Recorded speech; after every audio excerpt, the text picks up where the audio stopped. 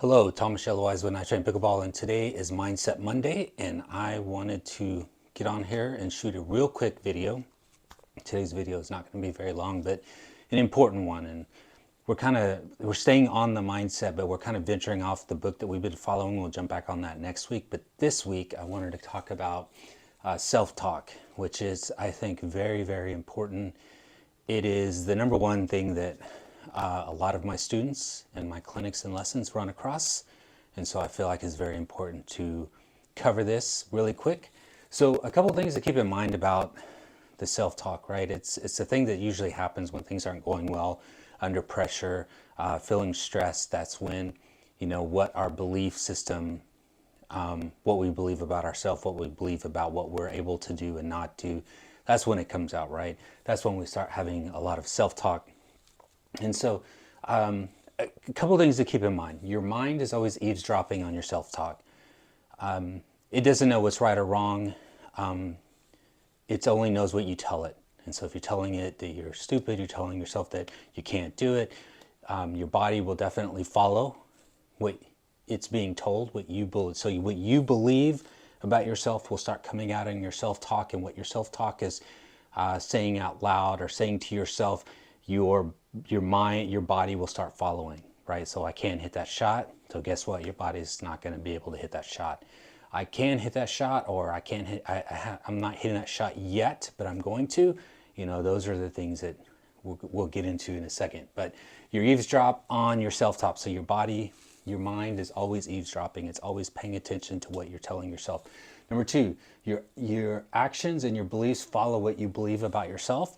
So your actions will follow what your belief system is, and your belief system will determine what your self-talk is, right? So we can start, again, training this in a blueprint in the way we want the end result to be, right? So a couple points underneath this is start learning to have compassion for yourself. I know that sounds probably a little weird and a little like, what does that have to do with pickleball?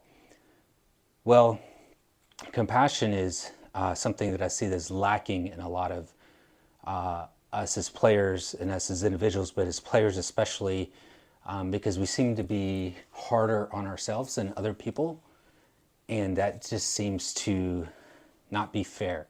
Like, we should have compassion for ourselves just as much we have for other people, and most importantly, we need to learn to forgive ourselves. It's okay, like, we make mistakes. When other people make mistakes and we're hoping that they forgive us, like, we should be able to forgive ourselves. Now, there's important things to remember with this. Learn to forgive yourself. Not excuses, not justifying, but forgiveness, okay? So we're not coming up with excuses of why we did that. We're not trying to justify why we did that to ourselves. We just need to forgive ourselves and move on, right? And that's a lot easier said than done, okay? So part of the blueprint, right, is like we starting to understand what this is. So now we need to replace words and phrases like I can't to I can, or I will, or, I may not be able to do that yet. So you're setting yourself up for success just by changing a few things, by what you're telling yourself, and you're giving yourself hope, okay?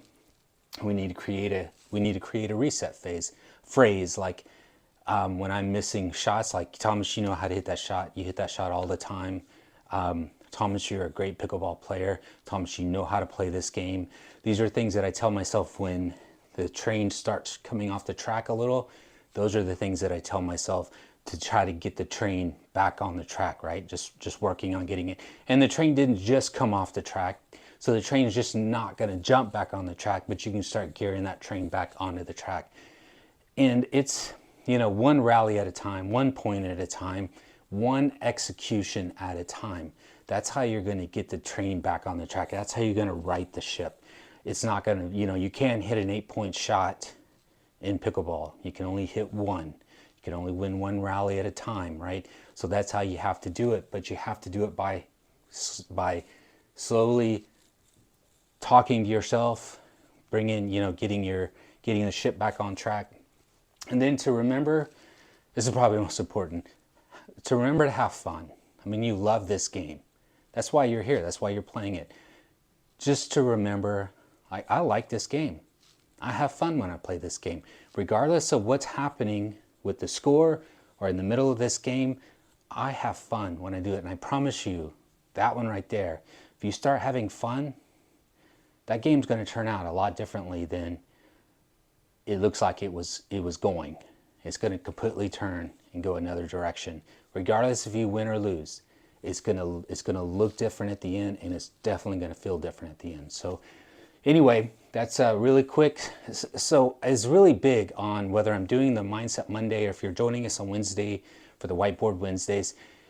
A huge thing I like to do is create a blueprint. Like, let's create a blueprint, and then we'll start filling in the things that are necessary in that blueprint to create a plan. But ultimately, that's what we're trying to do, is we're trying to create a plan before we step into or before those situations are created. So we have a plan on how to deal with it, how to respond to it, to start getting the results that we want, whatever success looks like for you on the court. Okay, again, Tom Michelowicz with Night Train Pickleball.